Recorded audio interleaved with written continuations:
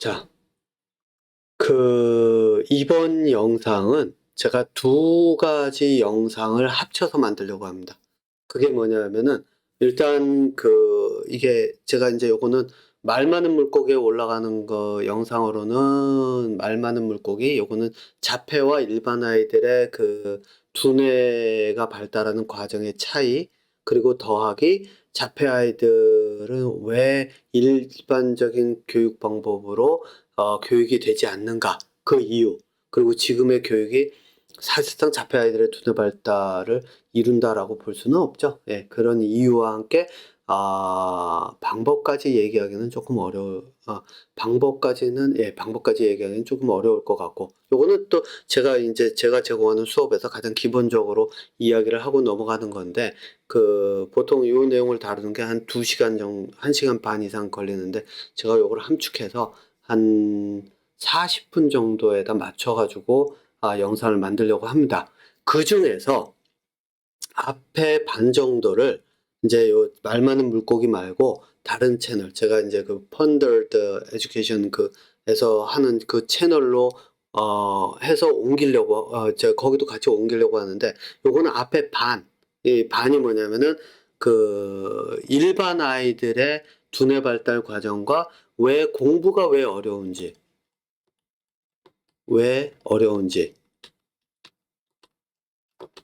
자, 지금 이게 지금 쓰는 게, 워낙에 좀 러프하게 좀 잘 안 써지는데, 요거 좀 감안하고 들어주세요. 예, 제가 이야기를 말로 하는 것과 요거를 이제 매치를 시켜가면서 좀 들어주시면 될 것 같은데, 요걸 더하기, 그 다음에 무슨 얘기를 할까 하냐면, 메타인지라고 하는 거. 요즘 메타인지 굉장히, 뜨거운 하나의 주제잖아요. 두뇌 발달과 학습에 있어서 굉장히 중요한 걸로 이제 뜨고 있잖아요. 그래서 요거를 섞어서 제가 이야기를 하면서 일반 아이들의 공부가 왜 어려운지, 그리고 만약에 일반 아이들, 여기 이 영상을 보시는 분이 만약에 자녀 교육에 대한 거를 생각하고 보시는 분이다라고 하면은, 뒤에 자폐 아이들의 영상까지 보셔야지 이제 방법을 이제 찾으실 수 있는데,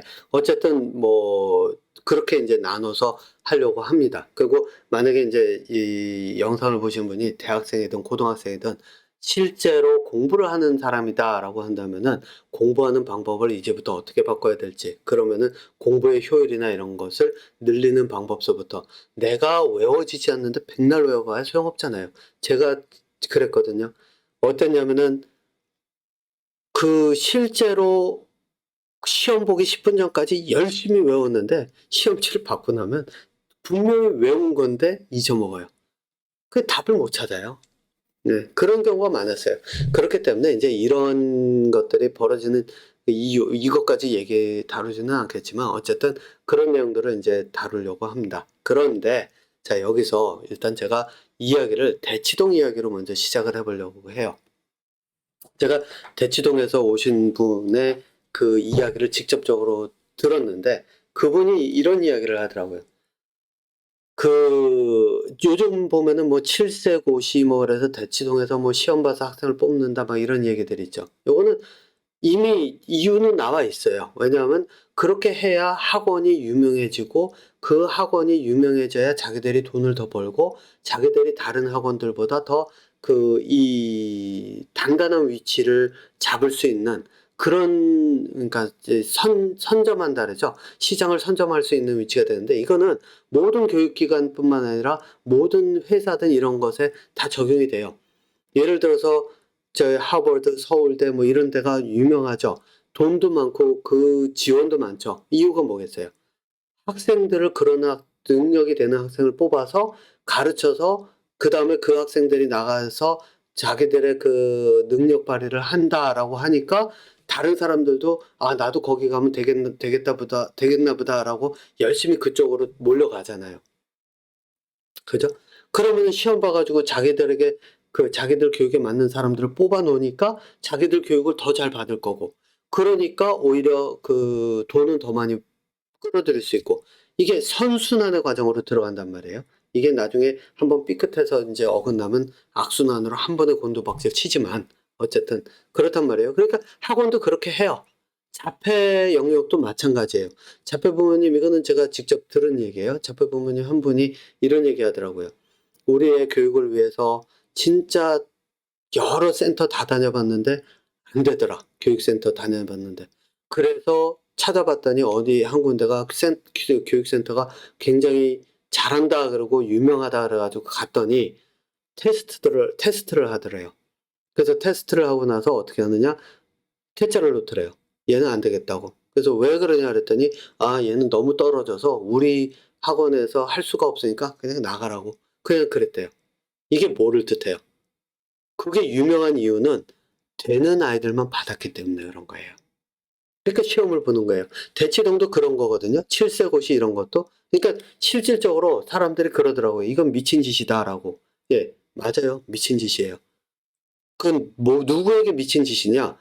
부모와 아이에게 미친 짓이에요. 그 학원의 관점에서 보면 어떠냐?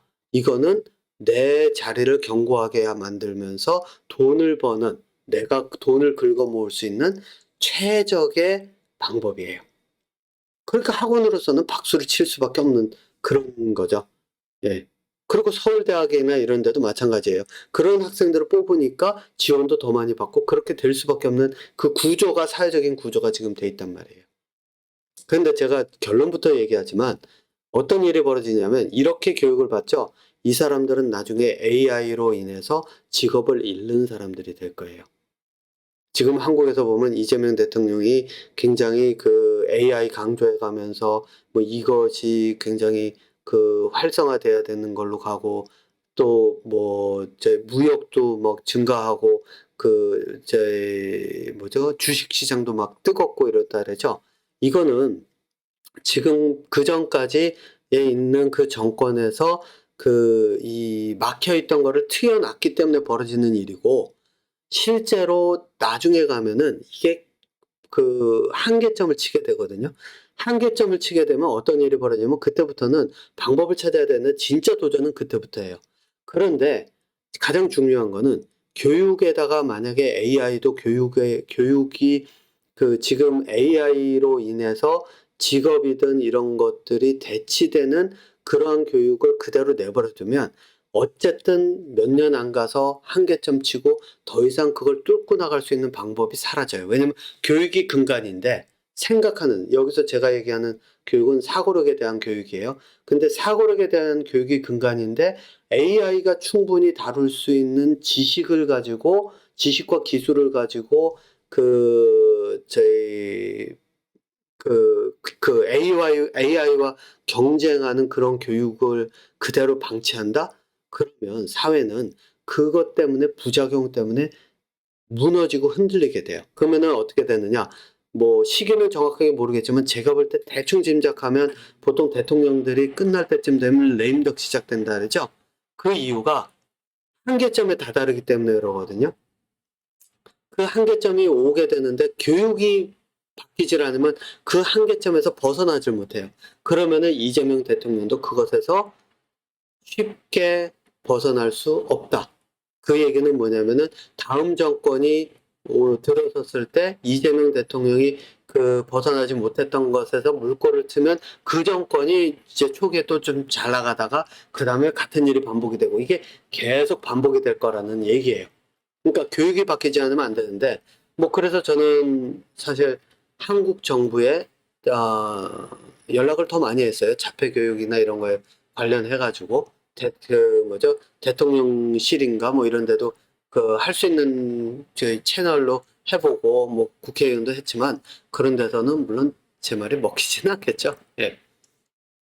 네, 제가 그렇게 한 이유는 한국에 이제 그 교육을 자폐 부모님들의 지금 교육을 받는 분들이 주로 한국에 있기 때문에 그래서 이제 그 한국을 먼저 시작을 했는데 어쨌든 뭐 답이 오는 데는 없더라고요. 근데 어쨌든 그래요. 예. 그래서 제가 짐작하기로는 이재명 대통령이 저한테 연락을 해가지고 실제로 교육의 방향이나 이런 걸 잡아가면서 이렇게 바꿔가지 않는다면 그 레임덕이나 이런 거는 피하기가 어려울 것이다 라고 하는 거 제가 감히 그렇게 얘기를 합니다. 자, 어쨌든 대치동으로 다시 되돌아가서 그 대치동에서 오신 그분이 이런 얘기를 하더라고요. 진짜 대치동은 그 모습이 아니다 라고 얘기를 했어요. 이건 이미 1년 전이죠? 예, 얘기가 된 거예요. 그래서 뭐라고 얘기를 하느냐? 진짜 대치동은 학원이나 이런 교사를 갖춰놓고 학원이나 이런 데서 우리 교가 잘 가르쳐를 놓고 학생을 뽑는 데가 아니라 학생을 놓은 부모님들이 교사들을 봐가면서 내 아이에 맞는 교사가 누구일까를 찾아가는 데가 대치동이다라고 이야기를 해요. 그래서 제가 물었죠. 그러면은 다른 사람들은 왜 그러냐라고 했더니 이게 제가 물었나? 아니면 그분이 얘기를 했나? 아, 그분이 얘기했을 수도 있어요. 어쨌든 둘 중에 하나예요. 예, 그분이 얘기했을 가능성이 크네요. 그분이 이제 그러면서 얘기하는 게 실제로 그런 일이 벌어지는 그 대치동은 어떤 대치동이냐? 대치동에 오면 성적을 높일 수 있다라는 이야기를 듣고 몰려드는 사람들이 대치동의 진짜 그 내부를 찾아보기 전에 오는 그 사람들을 대상으로 하는 장사하는 그 학원에서 벌어지는 일이다라고 이야기를 하더라고요. 저는 그 말에 동의해요.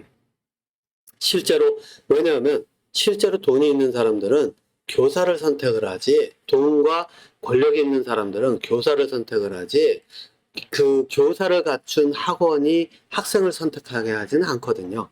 네. 그렇기 때문에 진짜 대치동이 있을 거다라고 하는 거, 저는 그분의 얘기를 확실하게 저는 그분의 얘기에 신뢰도 100% 저는 도장을 찍어요. 그쪽에. 예. 한 표를 던져요. 지금 그 벌어지고 있는 7세 고시서부터 그 사람들이 얘기하는 미친 짓, 이거는 저는 이렇게 얘기합니다. 이거는 아이들의 두뇌를 망치는 일이다라고 얘기를 해요.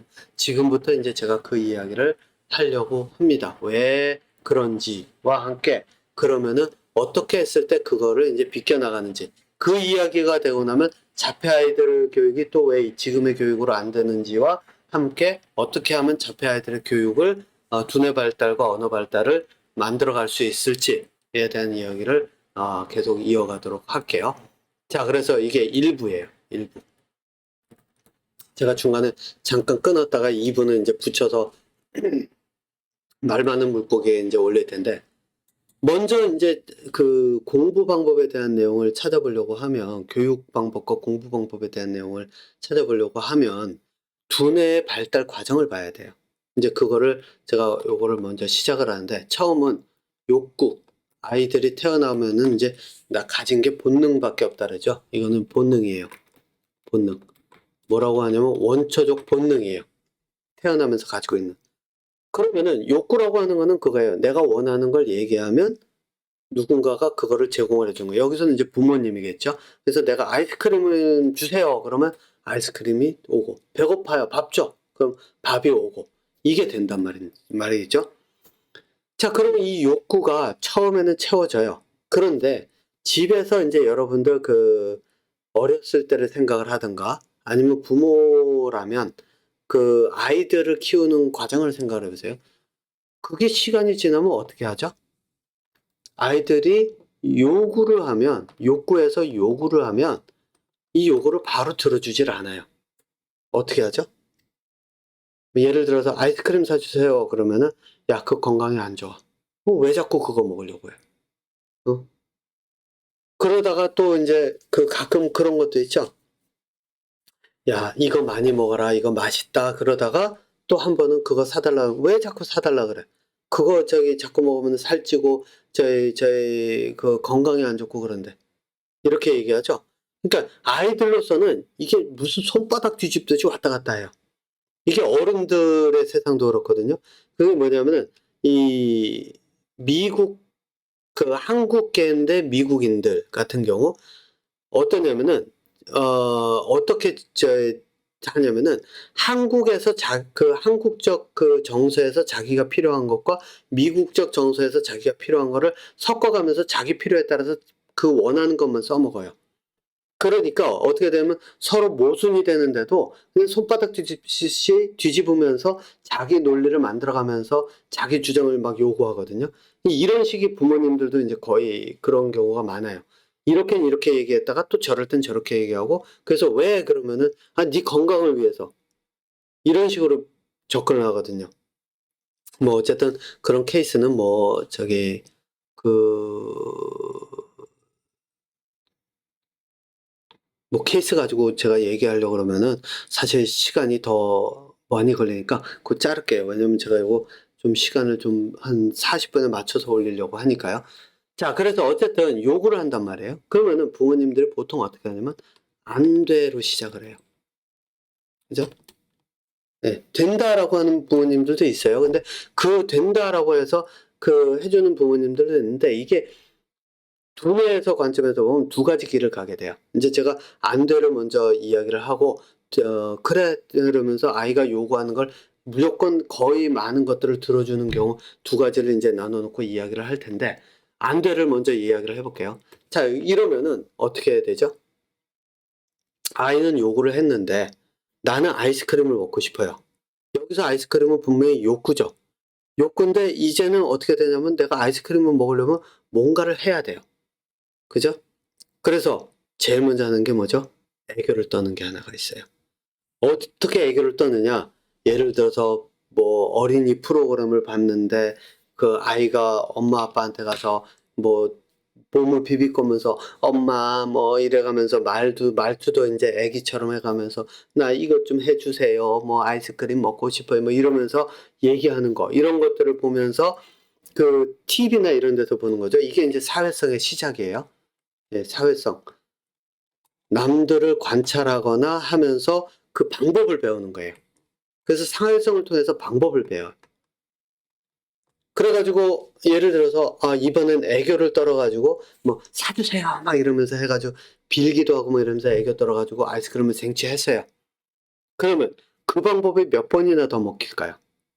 한 번, 두 번 해도 처음에는 그 방법들이 먹히지만, 귀여워서 먹히지만 조금 아이가 크기 시작하면은 부모님들이 또다시 안 되러 가요. 그럼 아이들은 어떡하죠? 또 방법을 찾아요. 이번에 어떤 방법을 찾느냐? 부모님들을 보면서 또 배워요. 친구나 부모님을 보면서. 그래서 엄마 아빠를 보면서 배워요. 아빠가 골프 치러 가려고 딱 했더니 엄마가 눈에서 레이저를 쫙 쏴요. 그랬더니 아빠가 움찔하면서 있다가 집에서 청소도 하고 설거지도 하고 막 이러면서 있다가 야, 나 이 정도 했는데 골프 좀 치고 오면 안 될까? 그랬더니 그제서야 이제 그 엄마가 아빠한테 그래, 뭐 이 정도 했으면은 그래, 내가 봐줄게. 갔다 와. 라고 하는 걸 딱 봤어요, 아이가. 그러면 이제 어떻게 하느냐? 아이가 나름대로 청소해요. 그러면서 그 다음에 아이스크림 사주세요. 사회성을 통해서 다른 사람을 보고 관찰하면서, 이제 자폐 아이들은 그게 안 되죠. 관찰하면서 방법을 찾아서 보고 익혀서 그걸 가지고 써먹는단 말이에요. 사람들이 볼 때 이렇게 하면은 두뇌 발달이 되는 걸로 보여요. 이거는 복사해서 붙이는 거거든요. 복붙이라고 그러죠. 예, 복붙. 복붙을 해가면서 하는데 이걸로 배우고 익혀요. 근데 이게 어떤 것에서 먹히냐면 내가 원하는 욕구를 충족하기 위한 것에서는 이게 잘 먹혀요. 그래서 여러분들 이게 이제 어떤 이제 옛날에 그 조선 왕조든지 뭐 한국뿐만 아니라 왕조 시대든 뭐 예전으로 돌아가서 보면은 왜 권력을 잡은 사람들이 그 반대편만 숙청하는 게 아니라 자기 편도 숙청을 하잖아요. 그죠? 자기 편 중에서 딱 봐가지고 나에게 위협이 될 만한 사람들을 숙청을 하는데, 나에게 위협이 될 만한 사람들이 주로 어떤 사람들이냐면 내 옆에서 나를 도와준 사람들도 있지만 내 옆에서 내가 하는 방법을 보고 배워서 익힌 게 눈에 보이는 사람들을 죽여요. 왜? 그 사람들을 냅두면 내가 왕권을 뒤집는 걸 보고 그것을 그대로 써서 나를 뒤집어서 자기가 왕이 될 수 있기 때문에 그렇단 말이에요. 심지어는 의료계에서도 이런 일이 있었죠. 이건 제가 직접 봤던, 읽었던 신문 기사에서 한국에서 벌어진 일이에요. 그건데 의사가 관절 수술인가 뭔가를 하는데 자기가 수술을 안 하고 그 인공관절인가를 판매하는 세일즈를 하는 그 판매원에게 수술을 대신 시켰단 말이에요. 그러면 한번 생각해 보세요. 수술을 하는데 이게 지식과 기술이에요. 네, 지식과 기술. 여기 이게 뭐냐면 내가 원하는 욕구 충족을 위한 그 지식과 기술이란 말이에요. 이거를 하는데 의대 6년에 뭐 인턴에 뭐 레지던트 어쩌고저쩌고 이거 다 안 하고 세일즈 하던 사람이 와서 수술을 했단 말이에요. 뭐를 뜻하겠어요? 세일즈 하는 사람은 자기가 살아가야 되니까 필요에 의해서 그 기술을 배우고 익혔기 때문에 그게 가능하다는 얘기예요. 그죠? 그러니까 사회성으로 해가지고 다른 사람들을 보면서 내가 필요로 하는 거를 보고 배우는 거는 실제로 굉장히 빠르게 배울 수 있어요. 그런데 이게 과연 인간만의 두뇌일까요? 안 그래요. 곰들이 새끼를 가르칠 때도 그렇게 하죠. 심지어는 예전에 이제 그 늑대가 이거는 신문 여기 캐나다 신문 기사에서 나온 거예요. 곰이 그 연어 잡아먹는 방법을 이렇게 주변에서 지켜보고 있다가 곰이 간 다음에 그 자리 그대로 들어가서 연어를 잡아먹는 그게 이제 신문 기사에 나온 적이 있었는데 이거는 동물들도 가능한 거예요. 복사해서 붙이는 거는. 그렇게 익혀가는 게 이제 지식과 기술이란 말이에요. 자, 그런데 두뇌가 발달되는 것처럼 보이는 이유가 뭐냐? 여기는 내가 원하는 게 목적이 돼요. 그러니까 내가 아이스크림 먹어야 되겠다라고 하면 이게 목적이 돼요. 그 목적은 내가 방법을 찾아서 목적을 이루면 돼요. 돈을 벌기 위해서 내가 방법을 찾아서 돈을 벌듯이 목적은 내가 원하는 걸 이루면 돼요.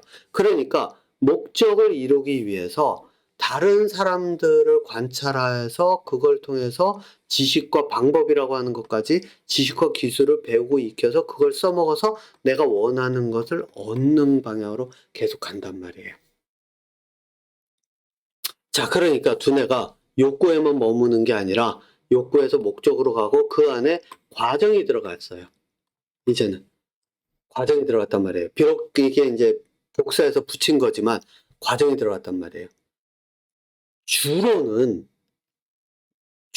두뇌를 가진 일반적인 사람들의 두뇌 발달 과정이 딱 여기서 멈춰요. 대부분이. 가끔 가다가 어디로 가느냐? 목표로 넘어가요. 목표라고 할 때는 이게 뭐냐면은 내가 경험해보지 못한 거예요. 그러니까 예를 들어가지고 내가 한라산을 올라본 적이 있다 그러면 한라산을 등반한다가 목표가 되질 않아요. 그거는 이미 한번 이룬 거는 목적이 돼요. 왜? 목적은 내가 이렇게 생각해 보세요. 내가 아이스크림에 대해서 먹어본 적도 없고 아이스크림인데 먹어본 적도 없고 본 적도 없어요. 아이스크림은. 그러면은 아이스크림을 원하는 욕구가 생기질 않아요. 그러니까 이 욕구가 생기는 이유도 역시나 사회성에서 오는 경우도 있는데 간접적인 거는 근데 어쨌든 아이스크림을 원하는 건 내가 먹어봤기 때문에 알아요. 내가 맛을 봤기 때문에 알아요. 자, 그렇기 때문에 목적이라고 하는 건 그런데 목표는 내가 이미 이루었으면 이룬 것은 목표가 될 수가 없어요. 그러니까 에베레스트 산을 등반하겠다라는 목표를 세웠는데 내가 그 에베레스트 산을 이미 등반했으면 목표가 안 되거든요. 그래서 목표는 내가 이루지 못한 것이 돼야 돼요. 그런데 기반은 어디 있느냐? 내가 이뤄봤기 때문에. 그러니까 예를 들어서 내가 뒷동산에 올라보면서 산에 오르는 것에 대한 재미를 느꼈고 재미와 그리고 그때의 성취감을 느꼈다. 그러면 그 다음에 목표를 그럼 난 한라산 조금 더 높고 좀 더 저희 시간도 오래 걸리는 한라산을 등반을 해봐야 되겠어. 라고 했을 때 이때 한라산 등반이 목표가 된단 말이에요. 그렇죠? 자, 그런데 문제가 생겨요. 이거는 재미를 느끼고 성취감을 느껴야 되는데 그때 그것을 바탕으로 목표가 생길 수 있다는 거예요. 그죠? 그럼 재미와 성취감을 느끼지 못하면 목표가 될 수가 없어요. 그래서 가장 쉽게 목표를 잡을 수 있는 거는 이런 거예요. 예를 들어서 아이스크림 빼고 이번엔 이제 피자로 바꿔서 피자를 내가 먹겠다라고 했는데 맨날 치즈 피자만 먹었었는데 내가 치즈 피자만 먹고 이렇게 하다 보니까 어느 순간인가 내가 햄도 좋아하고 그다음에 치즈 피자도 좋아하니까 햄과 치즈 피자가 섞여 있는 게 있네. 이거 맛이 어떨까? 한번 먹어봐야지라고 하는 도전이 생긴단 말이에요. 한라산 등반도 마찬가지지만 이렇게 도전이 생겼을 때 도전이 생기면은 바로 목표라고 하는 것을 세워놓고 내가 그것을 새로운 것을 경험하겠다라고 하는 쪽으로 갈 수가 있단 말이에요. 근데 문제가 있어요. 여기로 가려고 그러면 내가 목적을 이룰 때 재미와 성취감을 느껴야 돼요. 근데 보통은 사람들이 어디서 끝나냐? 목적을 이뤘을 때 내가 그 이루어 놓은 목적의 만족에서 끝나요. 만족이라고 하는 감정에서 끝난단 말이에요. 그러니까 목표를 세워서 가는 게 어려워요. 그 공부도 마찬가지예요. 그렇기 때문에 아이들에게 요즘 아마 학교에서 공부시키는 방법 중에 하나가 경험을 통해서 뭔가를 이루면서 지식과 기술을 익힐 수 있도록 하는 그런 것들을 많이 쓰는 걸로 알고 있는데 그게 뭐냐면은 목적으로 자꾸 바꿔주려고 하는 거예요. 왜? 경험을 하면은 그 경험을 통해서 더 원하게 되게끔 만드는 거예요. 예를 들어서 차를 가지고 만지면서 놀아봤더니 재미있더라. 그럼 차를 가지고 더 놀게 하면서 하려고 하는 것. 그런데 다람쥐 쳇바퀴 돌듯이 거기서 끝나요. 그럼 다시 또 다른 걸 가지고 재미를 느끼게 하고 또 다른 걸 가지고 재미를 느끼게 해야 되는데 문제는 목표를 세우면은 이 목표는 아이가 여기서부터 스스로 세워야 되거든요. 왜? 자기가 재미와 성취를 느껴야 목표가 세워지니까 아이가 스스로 세워야 되는데 이 스스로 세우는 목표는 옆에서 해줄 수가 없는 거예요. 그렇게 이 두 개가 괴리감이 확 생겨버리는 거예요. 그러다 보니까 사회성으로 지식과 기술을 익혀가는 데는 한계가 돼요. 부딪혀요. 그러면은 교육이 어디에 초점을 맞출까요? 사회성을 기반으로 사회성이라는 게 다른 사람들이 가르쳐 주는 것을 배우고 익히는 것, 그리고 다른 사람들을 보면서 배우고 익히는 두 가지가 다 들어가거든요. 예. 그 사회성을 가지고 지식과 기술을 익히는데 이때 필수적으로 필요한 게 뭐냐면 기억력이에요. 그래서 여러분들 보면은 공부 잘하는 학생 그러면 기억력이 필수적으로 들어가요. 왜냐? 그렇지 않으면은 기억력이 없으면은 그 재미를 느끼지 못하는 과목에 대한 거를 내가 지식을 흡수할 수가 없어요. 거기다가 더하기 재미가 있으면 이때의 재미는 뭐냐면 지식과 기술을 익혔을 때 그때 내가 원하는 답을 얻는 재미예요. 이게 이제 성취감인데 목표가 아니에요. 이때는 성취감이에요. 성취감은 성취감인데 답을 얻었을 때의 재미예요. 그러니까 내가 원하는 걸 얻은 것에 대한 재미란 말이에요. 이것에 빠지면은 그다음부터 그 공부를 하면서 계속 지식과 기술을 더 많이 배우고 익히려고 하는 게 들어간다는 말이에요. 자, 그러면은 뭐 여기까지 이제 설명이 어떻게 됐는지 모르겠는데 자, 그러면 이제 이 상황에서 요 사이클만 잘 돌리면은 공부가 잘 될 수 있는데 문제는 기억력이 받쳐주지 않는 경우에요. 저처럼. 네. 외워도 시험 보기 전까지 외워도 시험 볼 때 되면 까먹는 거. 그러니 한 달 전에 외운 건 어떻겠어요? 기억이 안 남아요. 그런데 사회성을 가지고 있는 사람들은 이걸 통해서 답을 찾는 것에 재미를 느끼고 기억력을 가지고 지식과 기술을 익혀가니까 내가 원하는 욕구를 충족시키는 것에 최적화되게 돼요. 자, 이게 이제 빠지면은 바로 이거죠. 돈을 버는 방법. 불법이든 합법이든 어떤 거든 돈을 버는 방법에 빠지면 돈을 더 많이 벌 수 있는 그게 되고 권력을 갖는 방법에 빠지면 방법을 찾는 것에 빠지면 내가 권력을 갖는 그 방법을 더 통해서 더 많은 권력을 갖는 그런 형태로 가는 거예요. 그러니까 대통령도 될 수 있고 진짜 세계의 가장 큰 부자도 될 수 있고 이게 얼마든지 될 수 있는 게 바로 여기까지의 두뇌라는 거예요. 그런데 이렇게 되려고 하면 기억력도 받쳐줘야 되고 또 기억력을 바탕으로 해가지고 혈연, 지연, 학연 이게 다 받쳐줘야 돼요. 뭐 제가 거기까지 오늘 이 영상에선 다루지는 않겠지만요. 자, 이제 그게 이쪽으로 간단 말이에요. 그러니까 사람들이 이 두뇌가 전부라고 생각을 해요. 왜? 그리고 필수는 사회성이에요. 왜? 다른 사람들한테서 보고 배워야 되고 권력자로부터 보고 배워야 되고 이것들이 들어가야 되니까 사회성이 기본이란 말이에요. 그런데 문제가 생겨요. 목표를 세우고 그 목표를 이루는 과정에 사고를 하려고 하니까 내가 목표를 세워야 되는데 목표를 세우려면 재미를 느껴가면서 뭔가를 해야 되는데 재미가 욕구를 충족하는 순간 내가 이 원하는 걸 얻었다 그러면 답을 얻었기 때문에 이게 이쪽으로 되돌아가거든요. 그러니까 그 과정에서 그냥 답을 얻는 걸로만 계속 쫓아간단 말이에요. 그때의 원동력은 돈과 권력 이런 거란 말이에요.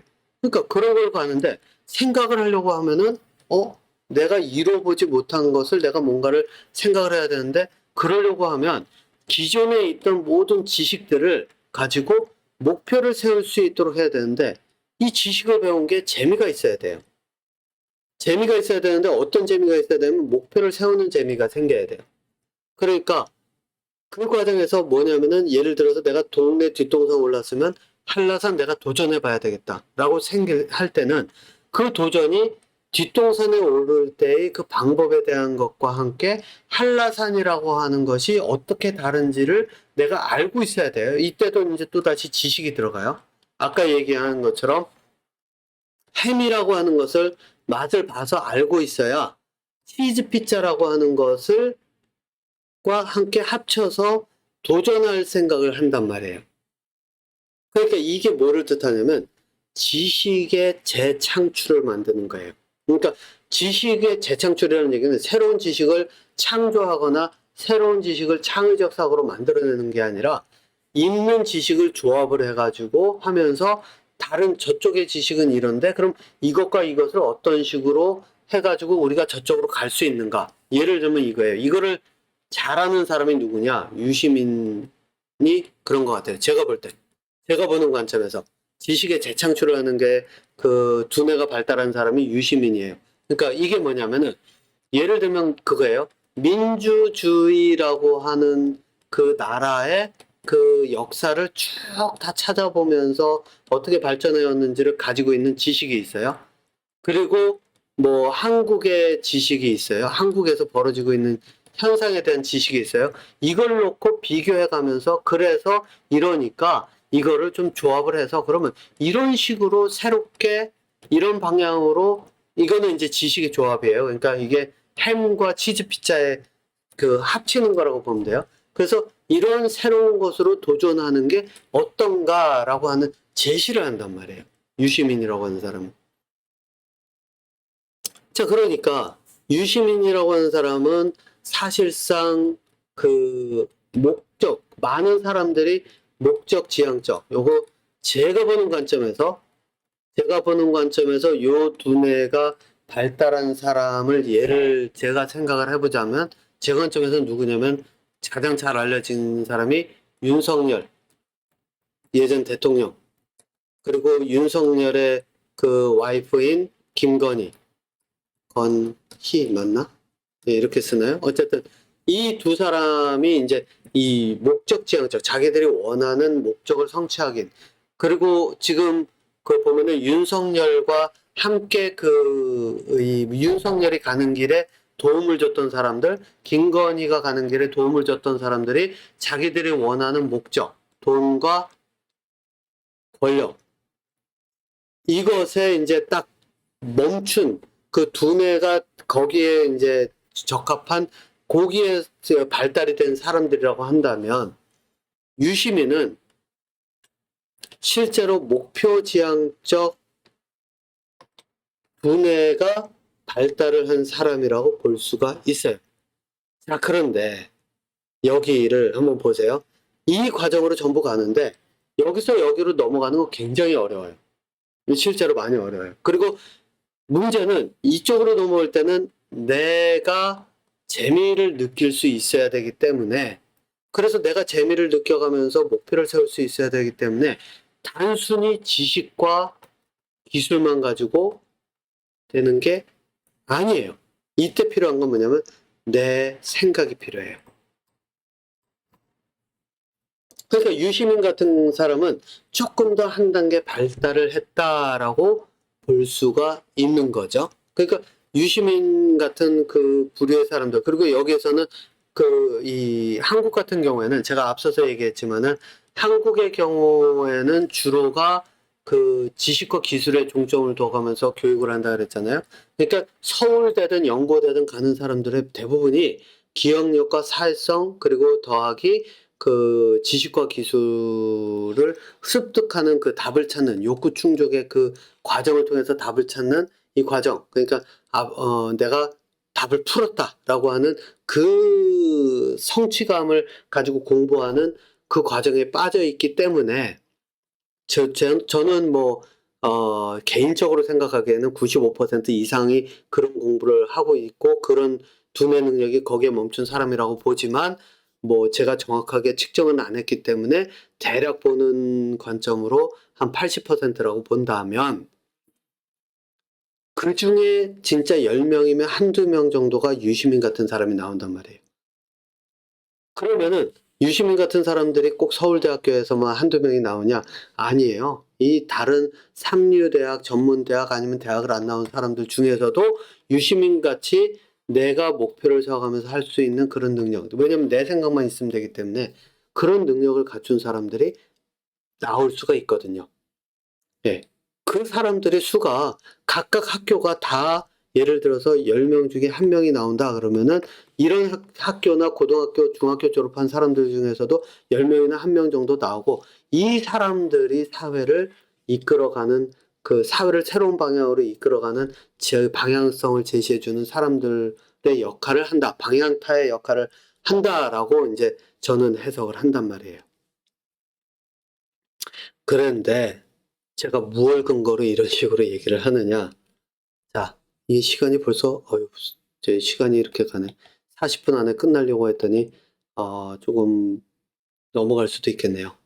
자, 요거는 제가 AI에서 메타인지에 대해서 찾아놓은 내용이에요. 메타인지에 대한 내용을 여기서 쭉 보면, 뭐라고 얘기가 나오죠? 여기서 자신의 학습 스타일을 이해하고, 그 다음에 난이도를 이제 파악하고, 어떤 전략을 써야 되는지, 이런 거. 그 다음에 계획을 세우고, 진행 상황을 점검하고, 그래서 이제 결국 여기 나오는 건 스스로 부족한 점을 찾아 보완하고, 고정관념에 갇히지 않고 자기의 생각 과정을 객관적으로 바라보며 오류를, 이러면서 얘기를 하잖아요. 그죠? 자, 여기서 한번 보세요. 여기에 사회성 얘기가 하나라도 있나요? 기억력에 대한 얘기가 하나라도 있나요? 없어요. 네, 이거는 연구 결과에서 나온 거예요. 실제로. 네, 없어요. 그래서 메타 인지가 학습의 중요한 요소다라고 하는 것을 굉장히 강조를 요즘 많이 하고 있죠. 그게 왜냐하면 스스로 내 머리에서 나와야 된다는 거예요. 아까 목표서부터 제가 얘기했죠. 목표서부터 가는 길이 뭐냐면 내 머리에서 나와야 돼요. 이 공통점이 바로 여기서 오는 거예요. 그런데 재밌는 게 뭔지 아세요? 여기서 얘기할 때 뭐를 얘기를 하냐면, 그래서 메타인지를 높이는 방법 해가지고 이게 제미나이에서 한 거거든요. 네. 보면은 남에게 가르치듯 설명하고, 정답을 보기 전에 스스로 문제 풀어보고, 배운 내용 중에서 좋았던 거, 아쉬웠던 거, 그러면서 이렇게 스스로 질문 던지고 이런 이야기들을 하잖아요. 자, 요거를 한번 보세요. 이 공통적으로 가지고 있는 게 뭐냐면, 여기서 내가 가르치듯이 설명한다. 이건 뭐죠? 내가 지식이 있어야 돼요.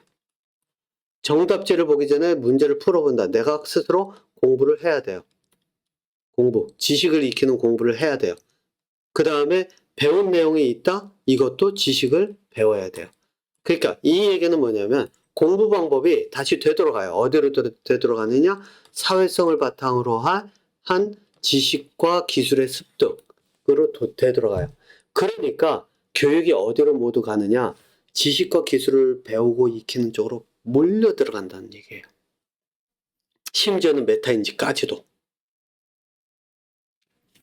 그러면서 아이러니하게도 내 생각을 객관화시켜가면서 공부를 할 수 있어야 된다는 얘기를 해요. 내 생각을 이야기하면 사회성과는 다르거든요. 내 생각은 다른 사람한테서 배우는 게 아니라 내 안에서 찾아야 돼요. 그러니까 이거를 과거에는 뭐라고 얘기했냐면 깨달음이라고 얘기했어요. 깨달음. 내 안에 있는 깨달음. 그래서 이거의 대표적인 사례가 누구냐면 원효대사예요. 원효대사. 이걸 사람들이 대사라고 불러요. 이거는 머리 깎은 사람들이 대사라고 불러요. 저는 뭐라고 부르느냐? 원효 그냥 승려라고 불러요. 왜? 자, 이제 여기서 보세요. 내 생각을 객관화를 하는데 여러분들 이 두 가지의 차이를 분명하게 봐야 돼요. 제가 시간이 지나도 그렇게 좀 넘어가야 될 것 같은데 두 원효가 깨달음을 얻을 때를 어떻게 했냐면 해골바가지 물을 마시고 나서 깨달음을 얻을 때 그 깨달음의 근원을 어디로 찾으면 나로 찾았어요. 그래서 내 생각이 이게 더럽다라고 생각을 해서 내가 토했구나. 그래서 내가 이런 반응을 했구나. 그렇게 생각하지 않고 시원하다고 생각했을 때는 진짜 그게 갈증을 해서 해결하는 하나의 물이었는데 나를 깨달았단 말이에요. 그걸 보면 얼핏 들으면은 이게 야, 진짜 저렇게 깨달으면은 공부가 되는가 보다라고 생각을 하죠. 아니에요. 이거는 가장 큰 오류로 가요. 이거의 대표적인 사람이 누구냐면은 승려 법륜이에요. 이 사람이 원효의 깨달음을 이어받아서 그 깨달음을 가지고 이게 마치 진짜 석가모니가 가르쳤던 깨달음인 것처럼 엉뚱하게 설파를 하고 있단 말이에요. 그래서 그게 네가 생각이 그런 거지, 네가 보는 관점에서 그런 거지, 네가 그렇게 생각 안 하면은 그런 일이 벌어지겠냐, 괴롭겠냐, 이렇게 한단 말이에요. 이게 헛것이에요. 네, 이게 깨달음을 3000% 빠뜨린 거예요. 그러니까 제가 볼 때 석가모니는 이렇게 가르치지 않았다고 보거든요. 제가 보는 관점에선. 그런데 법륜도 그렇고 저희 원효라고 하는 제 승려도 그렇고 이 사람들이 깨달음이라고 한다는 그 허울 좋은 그 이름을 가지고 사람들을 현혹을 시켜놨단 말이에요. 근데 진짜 깨달음은 뭐냐? 메타 인지를 통한 깨달음이에요. 그건 뭐냐? 내 생각을 분석을 하는 거예요. 분석을 하는데 그 분석에 여기서 빠진 게 그거예요. 뭐냐면 분석에 이유와 근거가 있어야 돼요. 이유와 근거가 있는데 여기서 보는 이유와 근거는 내가 보는 나만의 관점. 여기서 얘기하죠. 내가 지금 정말 이해를 했나라고 하는 이런 게 아니라 그 스스로에게 질문하는 거라고 얘기했죠. 이 관점이 아니라 이유와 근거를 내가 아닌 다른 데서 찾아야 돼요. 그럼 뭐에서 찾아야 될까요? 객관화된 것에서 찾아야 돼요. 객관화된 것. 왜? 내가 볼 때 이거는 깨끗해, 이건 더러워라고 하는 건 나만의 관점이에요. 그럼 그걸 객관화시킨다 그러면 예를 들면 원효의 깨달음을 예를 들면 해골바가지 물을 딱 앞에다 갖다 놓고 야, 내가 왜 토했지? 딱 봤는데 해골바가지에 과거에 해골바가지 그러면은 살처럼 뇌에서 오는 거 막 이래가지고 썩고 곰팡이 이런 것들이 많아야지 정상이죠. 그래서 그런 거라고 생각을 했었는데 근데 왜 내가 물을 마실 때는 그런 맛이 안 났지? 곰팡이나 이런 냄새를 느끼지 못했지? 해골바가지를 다시 봐야 돼요. 객관화를 시켜야 돼요. 그러고 나서 봤더니 이거는 살처럼이나 이런 것들이 다 분해가 되고 해골이라고 하는 진짜 단단한 잘 썩지 않는 물질만 남고 거기에 물이 고였기 때문에 내가 마셔도 거기에 곰팡이나 뭐 이런 박테리아가 있다는 걸 느끼지 못하고 그래서 갈증이 해소가 됐구나. 만약에 곰팡이 있거나 이런 것들을 마셨을 때 갈증 해소가 됐을까요? 마시자마자 맛과 이런 것 때문에 뱉어낼 수밖에 없거든요. 그러니까 나만의 감정으로 해석하면서 이게 나에게 오는 감정이지 내 안에서 오는 더럽다는 감정 때문에 그랬지 이런 헛소리로 깨닫는 게 아니라 근거와 이유를 내가 아닌 외부에 있는 내가 보고 있는 것에서 찾은 다음에 그다음에 '아 내가 그래서 그랬구나.' 그리고 그다음에 되돌아가는 게 어디냐면 '아 그러면 내가 그때 왔던 이 해골바가지를 보면서 더럽다고 했던 이 선입견은 어디서 왔을까?'를 찾아가면서 '아 내 감정의 근원이 기본적으로 해골이라고 하는 것을 이렇게 멀리하면서 제대로 보지 못했던 그런 내 모습, 해골의 그 썩어가는 이 살점이나 이런 것들, 곰팡이에 대한 두려움, 이게 이런 해골 바가지를 보는 순간 토하게 만들었구나. 그 다음에 찾아가는 내 감정의 객관화가 그 다음에 진행이 돼야 된다는 거예요. 그러니까 단계가 여러 단계예요. 이게 이제 메타인지의 과정이라는 거예요. 이게 이제 실질적으로 내가 찾아가는 그 과정인데, 뭐 제가 그 공부 방법을 여기서 다 이야기는 안 하겠습니다만, 제가 그 방법을 간단하게 뒤에 그 자폐 아이들 교육 이제 요 다음에 이어 만드는 것에서 잠깐 이야기를 할 텐데, 어쨌든 그렇게 해가지고 찾아간단 말이에요. 그러니까 한번 생각을 해보세요. 사회성으로 공부를 했을 때 어떤 일이 그 사회성으로 그 교육을 하면은 이 과정을 찾아가는 게 아무것도 진행이 안 돼요. 왜? 내가 빠져 있기 때문에. 그래서 메타인지 이야기가 나오고 그렇기 때문에 제가 앞서서 얘기한 것처럼 실제로 대치동의 그런 학원, 서울대학교에서 가르치는 그런 어떤 교육 방법, 서울대뿐만 아니라 거의 모든 다 전체적인 그 교육 시스템 거의 뭐 한 99.9%가 넘는 그 교육 시스템에서 가르치는 그 공부 방법으로 공부를 하면 그러면은 두뇌는 사고력으로 가는 게 아니라 오히려 퇴화해요. 예, 제가 그 부분은 지금 다루질 않아서 이제 뭐 이야기를 더 깊이 있게 들어가진 않겠는데, 그래서 기본적으로 그거를 넘어서려고 하면은 목표 지향적 두뇌 기능을 내가 찾아갈 수 있도록 해야 되는데, 그러려고 하면 내 생각이 있어야 되고, 내가 재미를 가지고 목표를 이루어 가야 되는데, 그것도 쉽지가 않아요. 왜냐면 기본적으로 내가 경험한 지식과 이런 것들이 많이 쌓여야 되기 때문에. 예. 근데 뭐 일반적인 사람들은 그 방향으로 가도 상관은 없겠죠? 예, 힘은 들겠지만 딱 그 목표로 만드는 방법만 들어가면 돼요. 근데 요거는 이제 제가 후에 가서 공부하는 학생들 또는 그 자녀 교육, 일반 아이를 키우는 자녀 교육을 하는 그 부모님들 대상으로 할 때 그 방법을 한 번 정도는 보여드릴 수는 있어요. 한두 번 정도. 왜냐면 한두 번 정도 보여드린다는 거는 그건 중요하지가 않다는 얘기예요. 예, 실제로. 진짜 두뇌 발달의 방법은 그게 아니라 새로운 생각, 사고의 과정을 통해서 가는 게 있는데, 요게 뭐냐면 일반 아이와 자폐 아이들을 공통적으로 그 두뇌 발달로 이끌 수 있는 그 방법인데, 이제 그거는 제가 말 많은 물고기에만 올릴 영상이기 때문에, 요거는 두 군데를 다 올리겠지만 말 많은 물고기에만 올릴 영상이기 때문에 그 말 많은 물고기로 오셔서 보시면 될 것 같습니다. 자, 그렇기 때문에 요번 영상 학교 공부가 왜 어려운지, 그리고 메타인지가 어떤 의미를 가지는지, 두뇌 발달에 공부에 어떤 의미를 가지는지를 가지고 이번 영상 만들었습니다.